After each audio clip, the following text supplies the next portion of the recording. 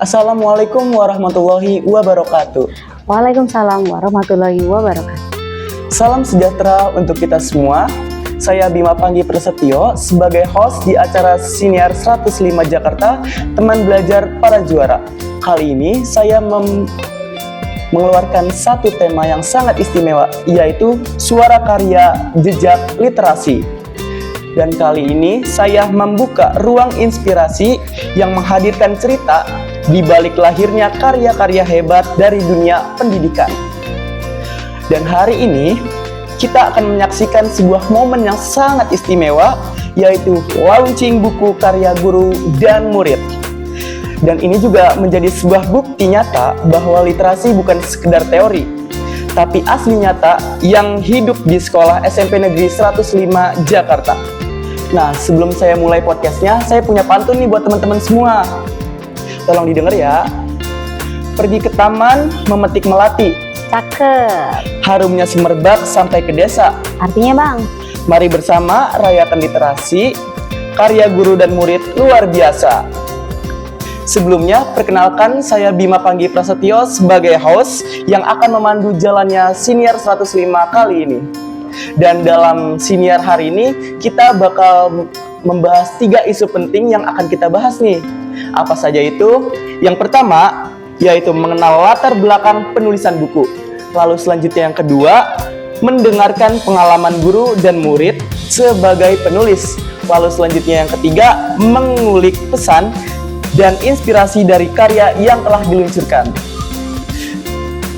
Nah, kali ini kita kedatangan satu tamu spesial yang saya undang untuk acara Siniar 105 Juara. Dan beliau adalah seorang guru yang mengajar di SMP Negeri 105 Jakarta. Langsung saja kita sambut. Halo Bu, selamat siang Bu Anastasia. Nah, Bu Anastasia, saya ingin mewawancarai Ibu sebagai narasumber nih Bu, karena telah meluncurkan satu karya buku yang istimewa nih Bu. Boleh? Ya, silahkan. Oke. Pertanyaan pertama nih Bu. Boleh tahu tidak Bu, apa nih yang menjadi motivasi Ibu untuk memiliki keinginan menulis sebuah buku ini Bu? Ya, sebenarnya motivasi bersama ya, karena ini buku bersama. Motivasi saya adalah sebenarnya di SMP Negeri 105 Jakarta ini, murid-murid ini sering bercerita secara lisan gitu ya. Kalau bercerita secara lisan ini kan tidak dokumentasinya tidak ada. Jadi berlatar belakang itulah kami memiliki keinginan bersama bahwa cerita yang kita dengar secara lisan itu bagaimana kalau dibuat cerita dalam bentuk buku.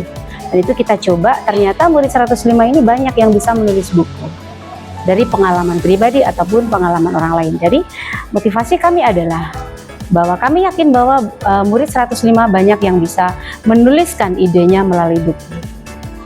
Oke, baik. Berarti buku karya ini muncul dari sebuah kreativitas bersama ya Bu? Ya benar. Dan di mana buku ini diluncurkan atas keinginan bersama-sama dengan konteks bahwa kehidupan itu bisa menjadi sebuah karya ya Bu? Ya benar. Oke, baik. Pertanyaan selanjutnya nih Bu. Bagaimana sih proses Ibu Anas dalam membimbing murid dalam berkarya? Apakah ada kesulitan atau rintangannya tersendiri Bu? Ya, kesulitan pasti ada ya, apalagi awal-awalnya tidak semua siswa itu yakin bahwa mereka bisa menulis buku. Itu sangat sulit sekali meyakinkan kepada setiap murid bahwa kamu bisa. Kami butuh proses yang membutuhkan waktu yang lama, pendekatan yang harus sabar. Setiap murid itu kan unik, memiliki perbedaan. Itu pendekatan di situ yang kami agak susah.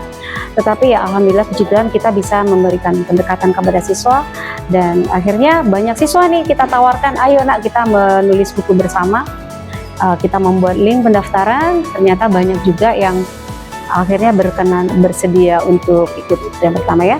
Setelah mereka ini bergabung bersama, kita ada pertemuan, kemudian kita latihan menulis. Pada awalnya tidak semua memang bisa menulis tapi punya ide. Jadi yang pertama yang penting adalah siswa ini punya ide. Ide itu dicetuskan meskipun masih dalam bentuk yang abstrak, kalimat biasa dan sebagainya. Kemudian kita dari situ kita pendampingan. Kita setelah membaca latihan yang pertama itu kita tahu oh siswa ini sampai di mana bisa menulis. Kita pendekatan individu nih. Ini membutuhkan waktu yang agak lama. Sekali 2 kali pertemuan kami secara luring tatap muka langsung. ataupun secara daring kita punya grup WA. Itu tantangannya ini butuh waktu yang lama. Kemudian untuk berlatih sampai menulis sebuah cerita, ide itu dikembangkan menjadi sebuah cerita yang menarik, dikemas dalam bentuk cerita yang menarik, itu juga butuh waktu yang lama. Apalagi nanti menulis dengan kalimat langsung tidak langsung, jika tidak semua orang bisa. Bagaimana menulis dengan kalimat langsung dan kalimat tidak langsung ini juga butuh latihan yang butuh waktu gitu ya. Tapi karena keyakinan, karena punya prinsip yang sama bahwa buku ini harus berhasil, itulah yang memotivasi kami salah satunya ya. Niat para murid ini luar biasa, saya angkat jempol dengan para murid 105 Jakarta, terutama yang sudah tergabung di sini. Motivasi itu juga bisa meningkatkan motivasi saya juga. Jadi kita bisa saling memotivasi dan akhirnya tantangan-tantangan, kesulitan itu bisa kita hadapi bersama. Gitu ya. Oke, baik. Untuk proses pembuatan bukunya cukup lama nih Bu? Cukup lama karena kita dari tahun 2024 kemudian tadinya mau akhir 2025 kita mau launching, tapi karena banyak hambatan, banyak tugas baik dari kami sebagai guru dan karyawan juga dari murid, akhirnya alhamdulillah puji Tuhan bisa launching di hari ini. Butuh waktu yang lama sekali. Kalau boleh tahu Bu, sebelumnya ada buku yang pernah diluncurkan tidak Bu sebelum buku ini? Oh ya, di launching buku di buku yang kedua itu ini kebetulan, mohon maaf, ini buku jilid 2 maaf. Jilid 1-nya sudah launching. Sekarang siswanya mungkin kelas 11 SMA nih yang launching buku pertama. Sudah lama berarti? Iya, sudah lama. Nah, karena banyak nih Bu, orang yang ingin membuat sebuah karya dari kehidupan, di mana semua pengalaman kehidupannya ini bisa ditulis dengan sebuah tulisan dan menjadi sebuah karya. Kira-kira apa nih Bu 3 langkah pertama yang harus dilakukan untuk teman-teman semua yang ingin menulis sebuah buku Bu? Oh iya, setiap orang pasti punya ide. Iya. Nah, tapi sayangnya tidak semua menuliskan ide itu.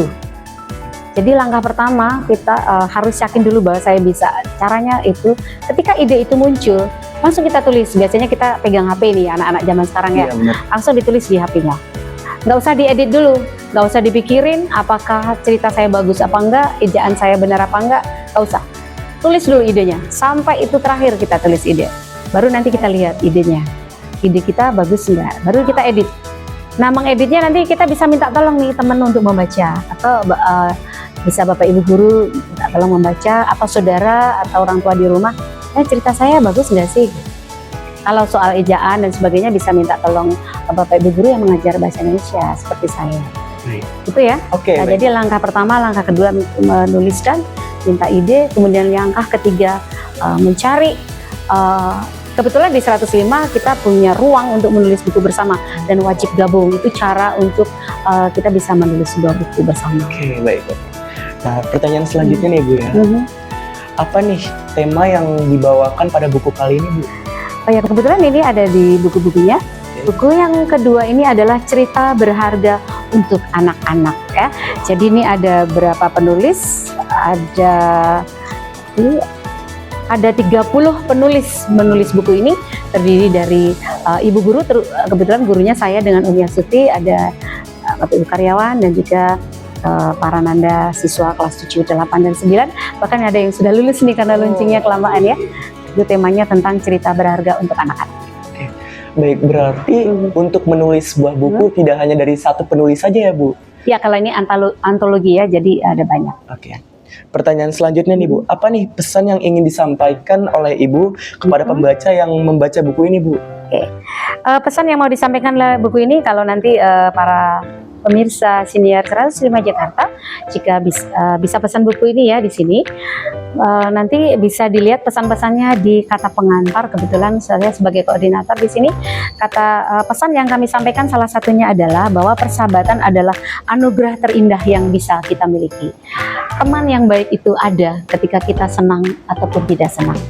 Bahwa persahabatan di dunia anak-anak itu sangat membahagiakan. Jadi banyak pesan yang kita sampaikan melalui tema ini, gitu ya. Jadi saya rasa 3 hal sudah cukup ya, tema pesan yang mau kami sampaikan melalui buku ini. Oke, baik. Wah, berarti keren banget ya Bu bukunya ini Bu. Ini juga Sangat menjadi keren. oke. Ini juga menjadi bukti ya Bu bahwa kolaborasi guru dan murid ini mampu melahirkan karya yang bermakna dan menginspirasi. Betul. Oke. Wah, udah tidak terasa ya kita sudah sampai nih Bu di penghujung acara. Dan semoga acara Siniar 105 hari ini dapat menginspirasi kita semua untuk terus berkarya dan mencintai literasi. Sebelum saya tutup, saya punya pantun nih Bu buat teman-teman semua. Silakan. Oke. Burung nuri terbang tinggi ke seberang, Cakep. hinggap sejenak di dahan cemara. Artinya Bang. Terima kasih telah ikut berbincang. Sampai jumpa di karya berikutnya. Yeah. Dan saya Bima Panggi Prasetyo sebagai host di acara Siniar 105.